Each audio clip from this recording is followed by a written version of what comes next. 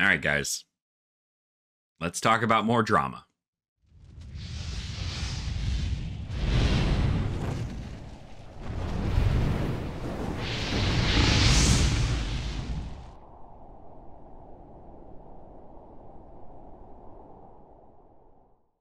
Welcome on in, Dragon Folk. I hope you guys are having a fantastic day. I know I am. My name is Alex, and you are here with me in the Dragon's Lair. Thank you so much for joining me today. We have another little drama-filled episode happening on all places that happen that are filled with drama. Twitter. Okay? Twitter is going through a little bit of drama as far as Flesh and Blood goes. And let me tell you, it is a very interesting topic that gets brought up every single time. Like literally almost every 3 months, this topic gets brought up. And it is specifically about the cost of entry to Flesh and Blood. And the cost of entry is completely different, mind you, completely different than the cost to compete at the highest level possible. Okay? Completely different. Totally different kinds of entry points. Completely different. Not even the same. Okay? So, all this spurred from a video that an individual on YouTube by the name of Deckflare had created. And shout out to them. I'll leave the link to their video in the description. It's actually really, really good. It kind of does put into perspective a lot of things for a lot of players over many different TCGs. And this is something that really kind of, spoke to a lot of players in Flesh and Blood, mainly because people saw Flesh and Blood during this piece and went, well, that's obviously just insane, right? What their video was talking about was specifically about the price of the highly competitive decks that you see in TCGs. They named off of 10 TCGs, and they went over the 5 most competitive decks in the game as of this current meta, and then compiled them all together and took the prices of each individual deck and then cut out duplicates. So they cut out any duplicates because obviously it's kind of if you already have 1, you don't need to worry about having 4. So that's kind of the concept for that. And obviously, playsets are different for each place in each TCG and every hero and so on and so forth. So I'm going to stick strictly towards the Flesh and Blood portion of this to kind of show that off. So currently what we see here is an analysis of all of the TCGs that are priced out as far as the top 5 decks, not including the duplicate reduction, right? If you took the price of every single one of these decks, it turned out to be around, for Flesh and Blood alone, I won't speak on any of the other TCGs, it came out to about $3,720. $3,720 is for 5 decks, mind you. 5 decks. But with those reductions in mind, so for instance, all the decks that play Fyendal Spring Tunic, they're not accounting for 4 Fyendal Spring Tunics or 5 Fyendal Spring Tunics, however many are run. They're only accounting for the 1. They take the duplicates out. And when you put that into account, the duplicates being reduced from the top of the cost, the number actually goes down to around $2,172 total for all the cards you'd need for all 5 of those decks. Now, almost $2,200 is a lot of money, right? I will not deny the fact that there is a lot of money being put into that. And you really, really need to just kind of take this in, right? This is a different concept. There was some drama on Twitter where somebody had equated, his name was Jeff, like Hooligan or something. I can't remember what the heck his name is. But he essentially just like mass deleted the tweet and like threw the whole thing off. He got like a lot of hate for it from a lot of different communities. And they had considered Flesh and Blood a loot box system, which is not correct, because really every TCG that has you buy a box and then open up packs to then hope to get the thing you want is in itself a loot box system, but like they're not predatory, right? This is just how they deliver the product. You know, it's not a loot box based thing. This is just like regular your basic average gambling, right? And that's as far as opening boxes, right? that is not equating for anything as far as singles go, right? If you want to buy singles, which I honestly suggest is the best way to do so if you're going to be playing a TCG, it is not going to cost you anything as far as loot box costs go. Because let me tell you, if you're trying to open and get an entire deck based out of just one box alone, you're in for a bad time. All right, you're gonna spend a lot of money in places you shouldn't, and that's not good. So 2,200 is the total price after duplicates for all 5 of the decks, and there's a lot of discourse again on the cost to play competitively in Flesh and Blood. Personally, if you want my personal opinion, which some of you might not want, but this is just kind of my own 2 cents. My own personal opinion on the concept is the fact that Flesh and Blood and the creators, right, they've made it so the game is accessible and your cards will have value still, right? They'll still have value over time because they don't just want to reprint everything into oblivion. If they reprint everything into oblivion, there will be nothing separating them from Magic the Gathering, right? If every single time Final Spring Tunic went over $200 in price and they reprinted it in the next set, what do you think would happen with the price of Tunic, right? Tunic would continue to drop down lower and lower every single time. There are reasons that cards spike during certain times, and more specifically, even based around this analysis that just occurred, the analysis for this thing that Deckflare did for all the competitive decks, I think honestly took the information for Flesh and Blood at a very crucial competitive time for Flesh and Blood, right? Pro Tour Baltimore just happened. That was a big thing. A lot of people were getting hyped and excited for that. But the Calling Antwerp is also right around the bend. So a lot of people are buying cards for Antwerp. There's plenty more of the Road to Nationals happening over the weekends and people getting excited and getting ready for Road to Nationals. The thing that people need to realize is that when cards spike to such a level, right, such as Fyendal Spring Tunic, right? Fyendal Spring Tunic will go up in price if there is an organized play event happening right then and there, right? Something big, something that new players want to try and get into because it's a very base level event. Something like ProQuest and Road to Nationals, those are things in which new players want these cards. And when these cards are in high demand, their supply dwindles. And because of that, their prices are going to go up, right? If there's only a little bit left on the market, then there's only a little bit left on the market. This is just the case for anything that goes in TCGs. If there is a card that needs to be in a deck in order for it to be as most optimally paid as possible, and in Flesh and Blood's case, it's a legendary that is not pulled very often, such as Fyendal Spring Tunic, it is, in fact, very difficult to just, like, contain that price point, right? You're not going to get it to be at a price point at every point. You're not going to get $100 Fyendal Spring Tunics. You're not going to get $50 Fyendal Spring Tunics. It's just not something that is going to happen, okay?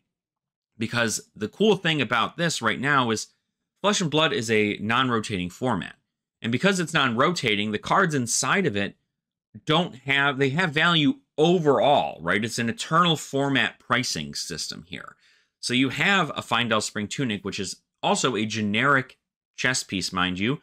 Generic being that it can be involved in any deck. Any deck can run Fyendal Spring Tunic. Any single one of them can run Fyendal Spring Tunic. No matter what class it is, no matter what talent it is, any one of them can run Fyendal Spring Tunic. And it is over $200 for that card right now. Even with its History Pack 1 white border pricing. It's around $210. The price is consistent throughout this, but it does still fluctuate. There are plenty of people who leave the game, and when they leave the game, they sell their stuff to go fund a new TCG or something else that they want to go play.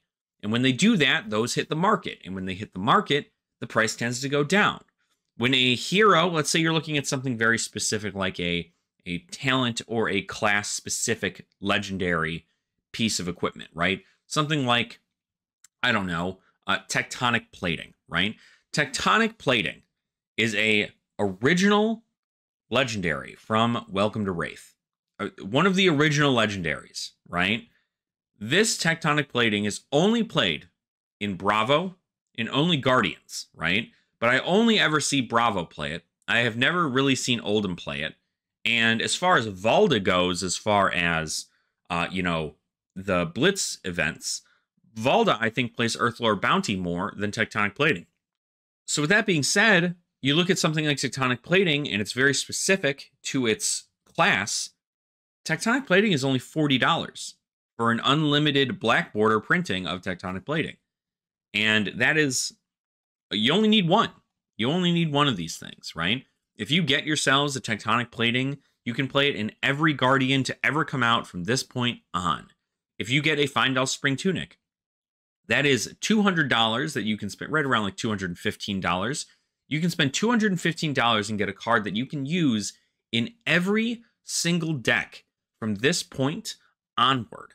And it will consistently have a good value because it's a generic card that does really, really good stuff as far as generating resources.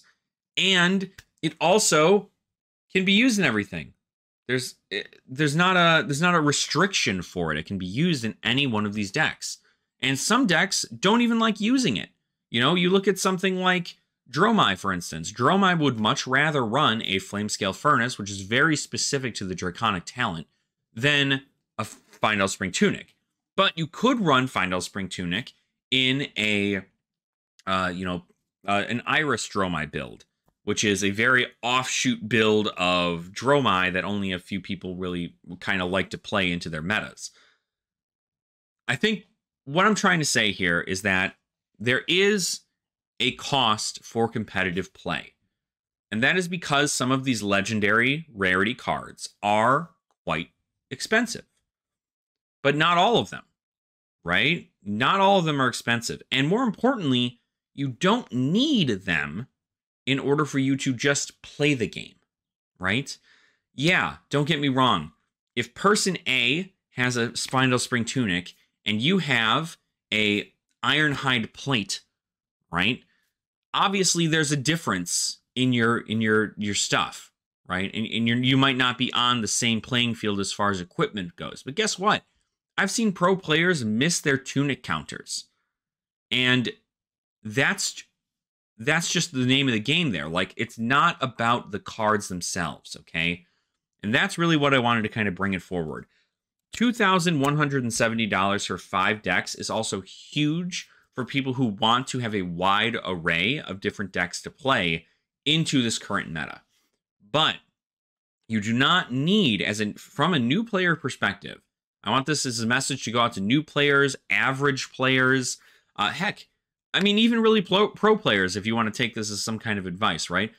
It's not the deck that wins the tournament. It's the player.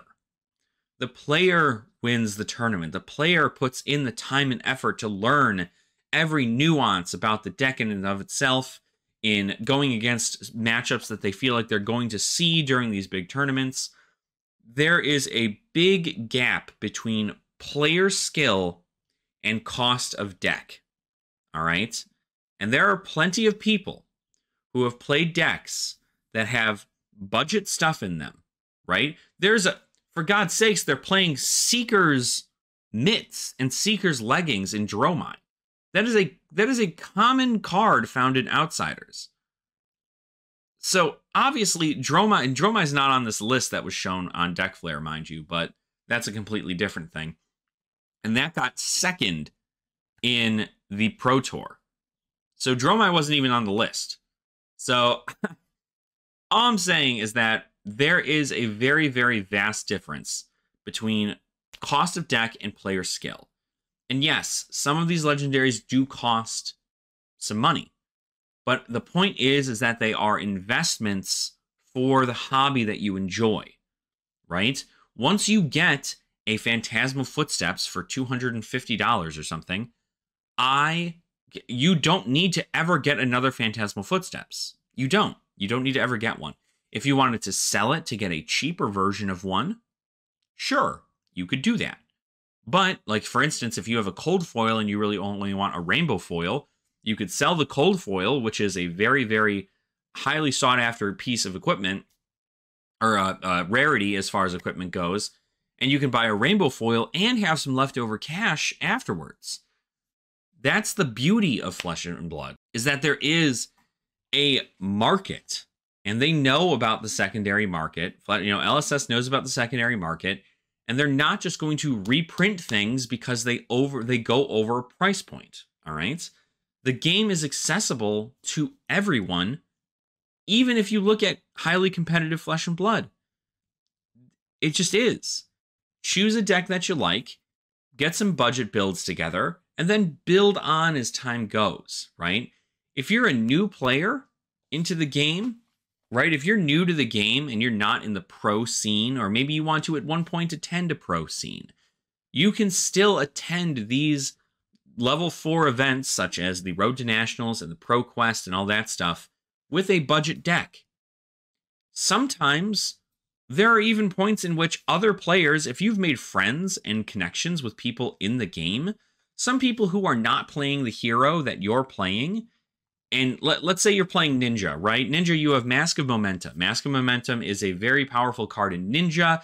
Lets you draw a card on your 3rd hit if you've hit 3 hits consecutively. It's a very, very powerful card. But it is pretty costly as far as a Ninja card goes.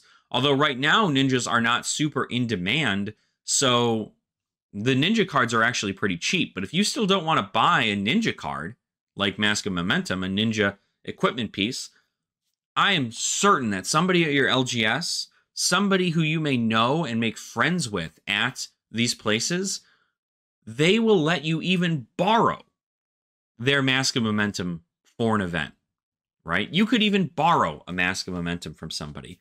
That's something that is not really talked about in the Flesh and Blood community, is that, or not the community itself, the community knows about it, but it's not talked about in outside sources of media. Flesh and Blood, I've had people give me cold foil equipment to borrow so I can play test a deck at an armory. I've had people let me borrow cold foil equipment for small little side events that I go do at some of these big, Star City Games conventions, right? It's happened, right? And it's happened because that's the purpose.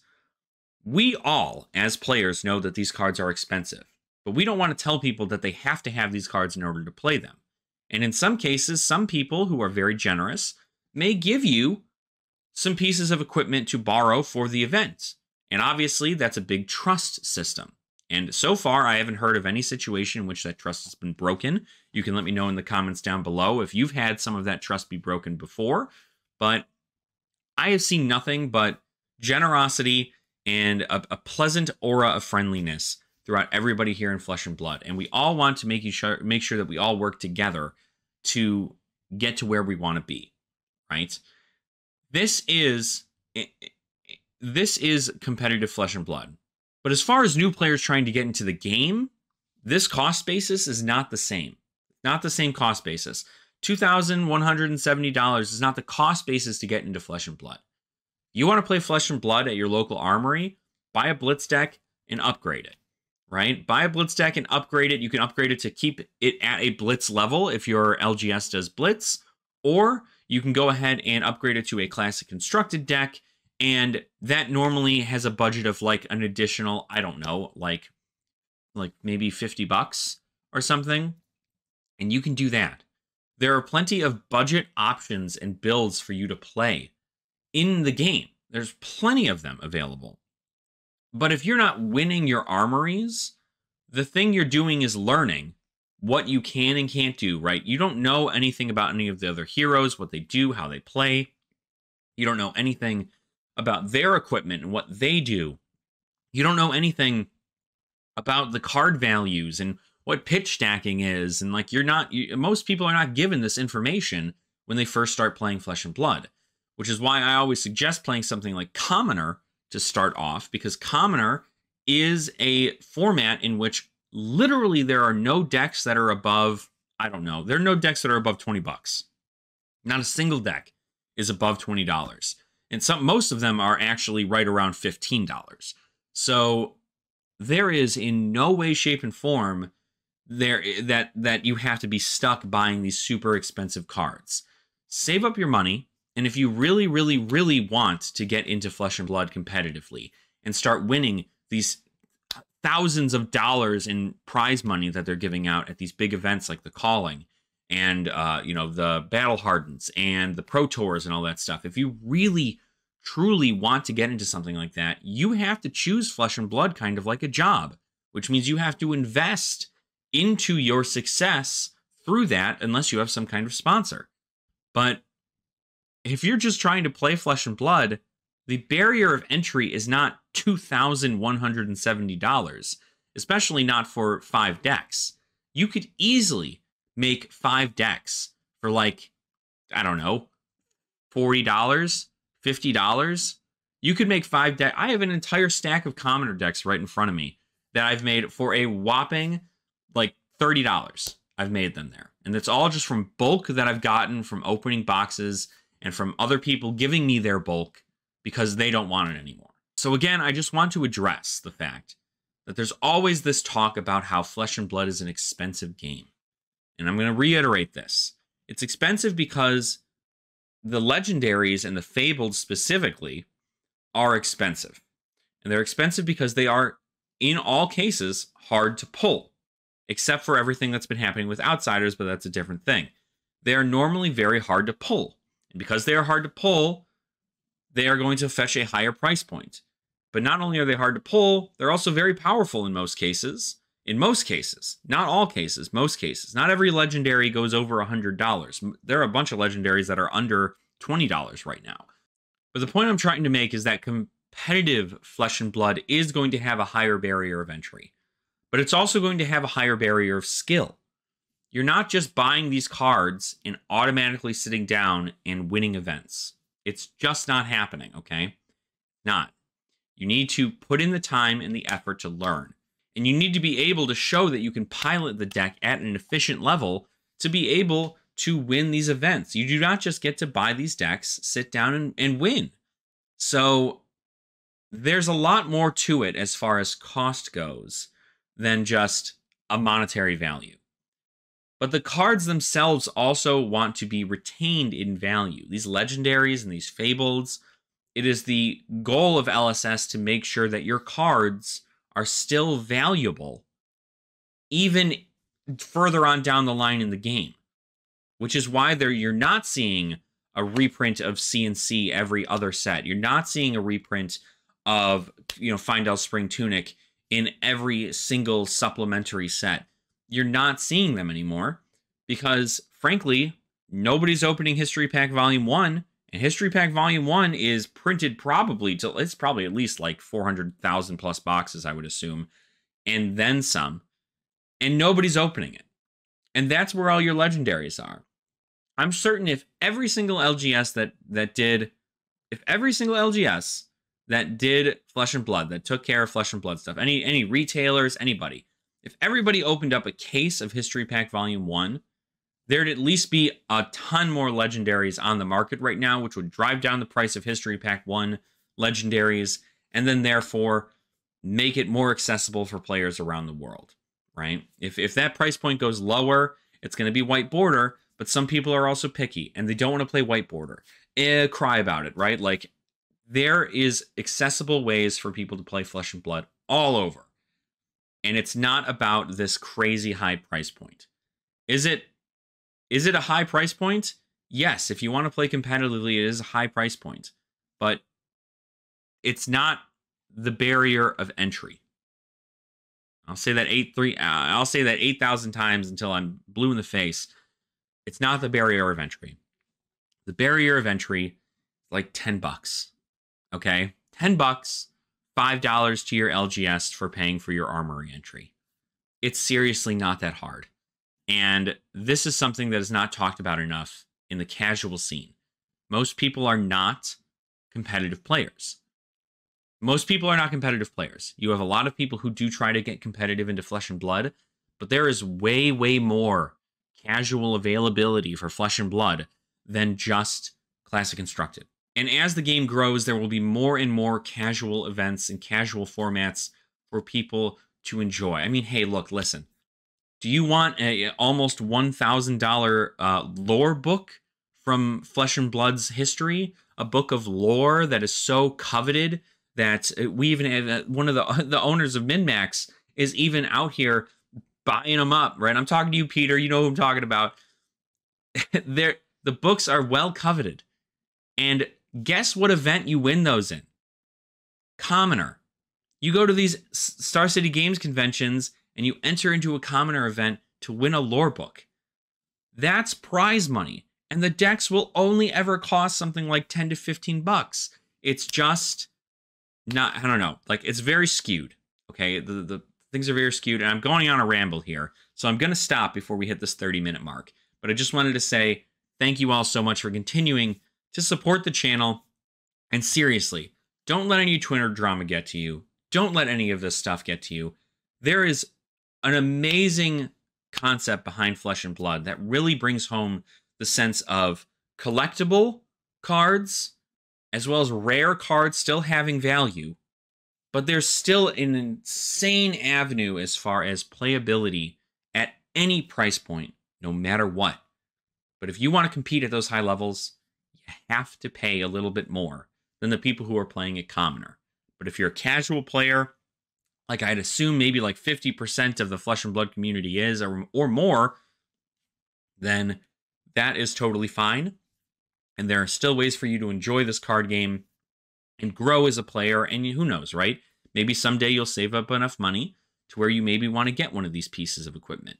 And then you can just kind of slowly but surely start integrating yourself into a more competitive format, and you'll be good there.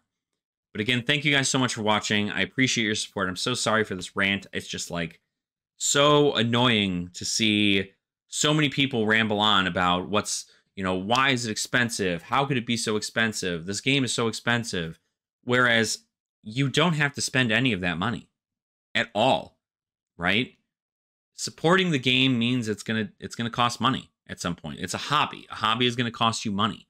And in some cases it doesn't if you just play on Talishar, but at some point you're gonna want to have to do something like that. So anyway, again, thank you guys so much. Let me know what you guys think about this in the comments, okay? It's been a rough time, me watching all this stuff and talking about how, oh, you know, it's so expensive here and it's so expensive there, but I don't think it's expensive at all.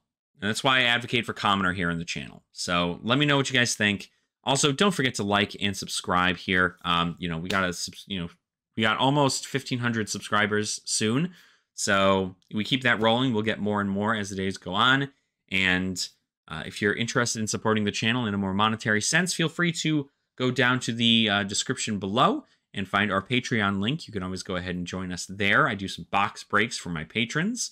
So if you wanted to do that, let me know. Go ahead and join there. Otherwise, you know, I hope you guys find some joy in Flesh and Blood.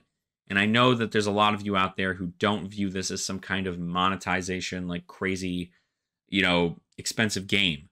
And I want that to be pushed forward more. And eventually we'll get to the point where nobody's talking about this anymore.